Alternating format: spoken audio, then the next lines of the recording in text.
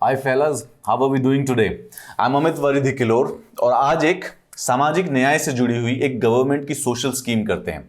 पिछले कई सालों से आपने एक ट्रेंड देखा होगा कि हमारी जो गवर्नमेंट स्कीम्स हैं उनके नाम एक एक्रोनिम की तरह होते हैं, जैसे पीएम स्वनिधि, पहल, उज्ज्वला, उदय, कुसुम। ये सारे के सारे जो मैंने आपको नाम बताए हैं, they are in itself an acronym of the name of the scheme. उसी प्रकार से आज हम जो स्कीम करेंगे उसका नाम है पीएम दक्ष, यानी कि प्रधानमंत्री दक्षता और कुशलता संपन्न हितग्राही। ये एक स्कीम है जो कि हमारे ministry of social justice and empowerment के द्वारा लॉन्च की गई है। सो स्कीम का नाम पीएम दक्ष है, उसका एक वेबसाइट का पोर्टल है, उस पोर्टल को भी पीएम दक्ष पोर्टल कहते हैं। And then there is an application, एक एंड्रॉइड एप्लीकेशन लॉन्च की गई है, उस एप्लीकेशन का नाम भी पीएम दक्ष है। फॉर एग्जांपल राइट नाउ आप अपने एंड्रॉइड फोन पे प्ले स्टोर पर जाकर पीएम दक्ष नाम की एप्लीकेशन चेक कर सकते हैं।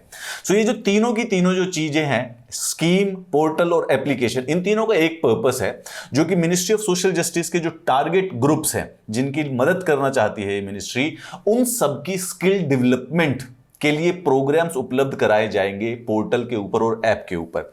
This mobile app and this portal will make the skill development schemes accessible to the target groups, जो कि बैकवर्ड क्लासेस हैं, शेड्यूल कास्ट हैं और जो कि सफाई कर्मचारी हैं। अब ये हमारी जो ऐप है ministry of social justice and empowerment ने कोलैबोरेशन में लॉन्च की है नेशनल ई गवर्नेंस डिवीजन से, जो कि मीटी के अंदर आता है। उसमें कोई कॉम्प्लेक्स बात नहीं है, आपको ये ध्यान रखना है कि किस मिनिस्ट्री के अंदर ये स्कीम आती है। Those are the questions that sometimes are asked through the MCQs. तो अगर आप उनका पोर्टल खोलेंगे तो आपके सामने यहां पर ये दिखेगा, आपको ऐप का नाम पता चलेगा, द पोर्टल का नाम प्रधानमंत्री दक्षा और कुशलता। Okay, there is always so much in the name.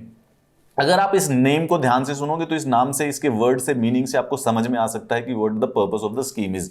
दक्षता एंड कुशलता संपन्न हितग्राही योजना, इसका पर्पस यह है कि एक नेशनल एक्शन प्लान है जो कि मार्जिनलाइज लोग जो होते हैं, जैसे कि हमारे ओबीसी हो गए, शेड्यूल कास्ट हो गए, डीनोटिफाइड ट्राइब्स हो गए, सैनिटेशन वर्कर्स हो गए, चाहे वो वेस्ट पिकर्स हो, चाहे वो मैनुअल स्कैवेंजर हो, उन सबकी जो स्किल्स है उसको बढ़ाना है, अपस्किलिंग करनी है, रीस्किलिंग करनी है, लॉन्ग टर्म पे उनकी स्किलिंग डिवाइड करनी है।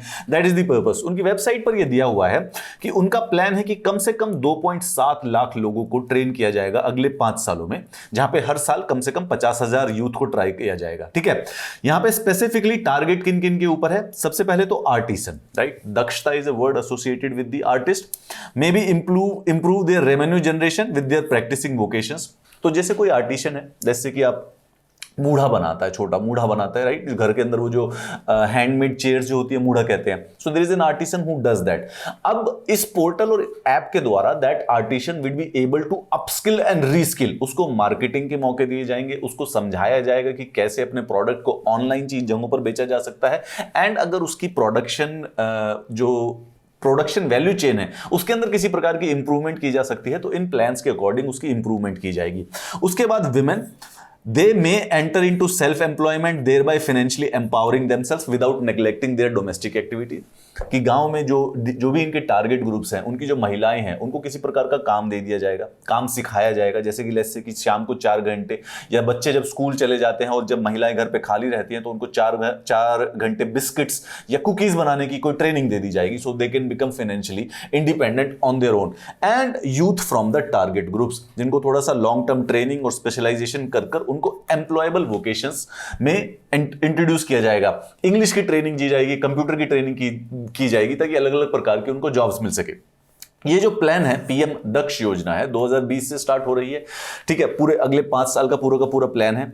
Eligible targets are providing with the skill development training programs. अब it's a holistic view point. ठीक है, अपस्किल भी करानी है, जो प्रेजेंट स्किल्स है उसको इंप्रूव करने के लिए। Then sometimes you need reskilling also, जैसे कि कोई काम कर रहे हैं लेकिन अब वो कंप्यूटराइज होने लग गया है, तो उसको रीस्किल कराया जाएगा कंप्यूटर की नॉलेज देने के बाद। एंटरप्रेन्योरशिप डेवलपमेंट प्रोग्राम, सिर्फ और सिर्फ चीजें बनाना, प्रोड्यूस करना आर्टिशंस के लिए इनकम्प्लीट नहीं होता है, उसको रेवेन्यू को बढ़ाना, उस बिजनेस को बढ़ाना, उसकी मार्केटिंग करना, so there are some aspects of the business जो कि इंप्रूव कराने की हमेशा कैपेसिटी रहती है। And long term training program for the youth, ताकि उनको कंप्लीटली परमानेंटली एम्प्लॉयबल बनाया जा सके।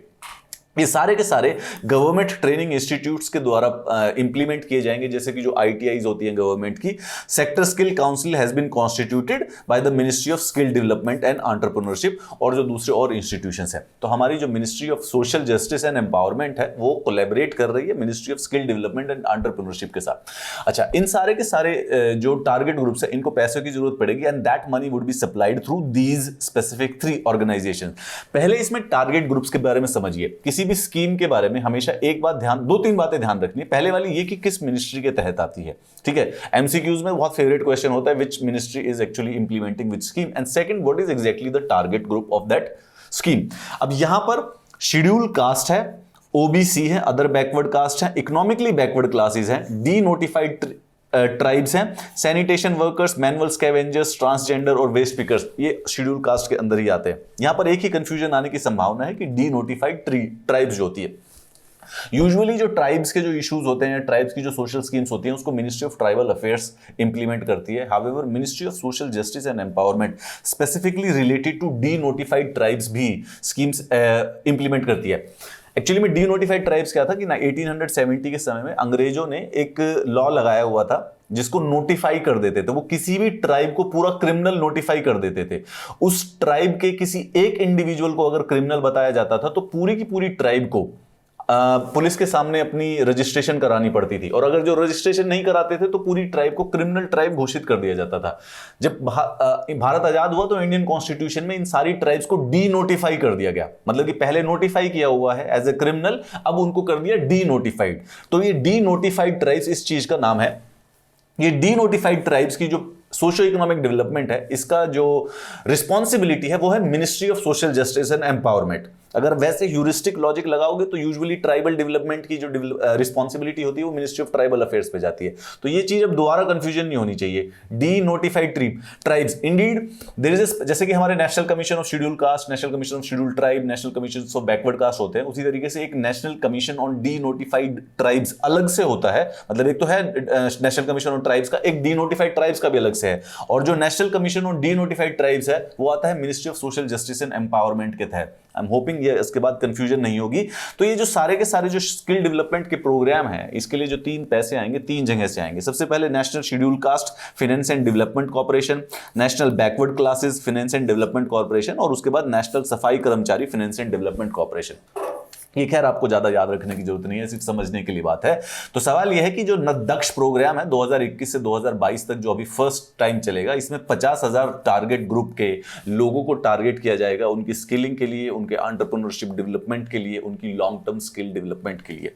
अब ये सारे के सारे जो टारगेट ग्रुप्स के लोग हैं, राइट, आप नाम सुनिए, सफाई कर्मचारी है, मैनुअल स्कैवेंजर्स हैं, डी नोटिफाइड ट्राइब्स हैं, कुछ बैकवर्ड कास्ट है, they have minimal economic assets, ठीक है। तो इनको ट्रेनिंग एक्चुअली में अगर दी जाएगी तो इनके लिए बहुत ही ज्यादा बेहतर होगा, क्योंकि इनकी कॉम्पिटेंसी इंक्रीज होंगी, and this will lead directly to the empowerment and the upliftment of this group.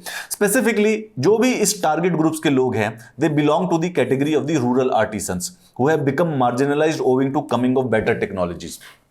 आप लोग फर्नीचर लेने जाते हैं तो अब बेसिकली मूढ़ा जो हो गया है वो बड़ा ओल्ड स्कूल हो गया है, तो हमें वो चुनना ही नहीं होता, हमें पसंद ही नहीं होता।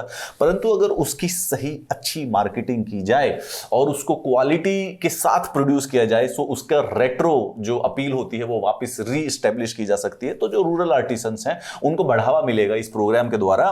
विमेन मोर इंपॉर्टेंटली, एक तो पहले ही मार्जिनलाइज्ड ग्रुप है और उसके बाद आपको पता है कि उसमें महिलाओं को और डबल मार्जिनलाइज कर दिया जाता है, तो उनके डोमेस्टिक कंपल्शंस की वजह से उनको फाइनेंशियल इंडिपेंडेंस कभी मिल नहीं पाती है, एंड हेंस इनको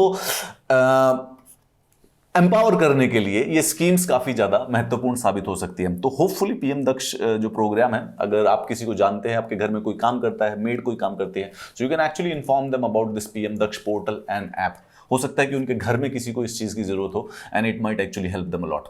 in case you need the PDF of this class, this is the Telegram group that you should join if you have not joined it till now. Also, when you join it, you should keep the notifications on, because a lot of you don't keep the notifications on and you don't check the messages. I check every day, आप नहीं करते हो.